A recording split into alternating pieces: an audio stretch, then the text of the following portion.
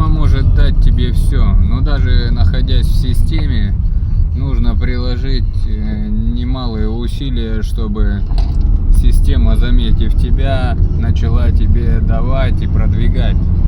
Но система не может дать тебе одного – это свободу. Хотя абсолютную свободу практически получить невозможно, но относительную свободу, по крайней мере, свободу своих собственных суждений, своих собственных намерений получить можно. А тут уж выбирать вам: быть в системе